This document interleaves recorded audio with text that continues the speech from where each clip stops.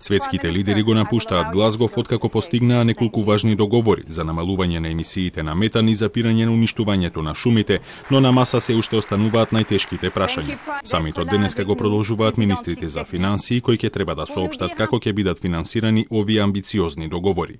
Во меѓувреме земјите во развој се гневни што богатите земји, тие што најмногу загадуваат, не го исполнија ветувањето за обезбедување 100 милиарди долари годишно за зелена транзиција во посиромашните земји.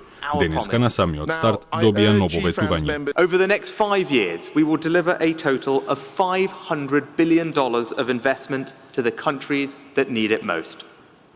And we can do more today. I can announce that the United Kingdom will commit £100 million to the task force on access to climate finance, making it quicker and easier for developing countries to access the finance they need. Претходното ветување требаше да биде исполнето лани, но тоа не се случи. Сега богатите земји најавуваат дека во обезбедувањето финансиска помош ќе се вклучи и приватниот сектор.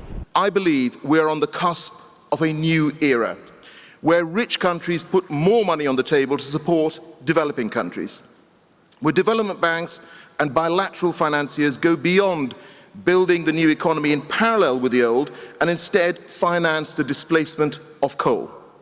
One where the private sector brings an entirely new sense of scale.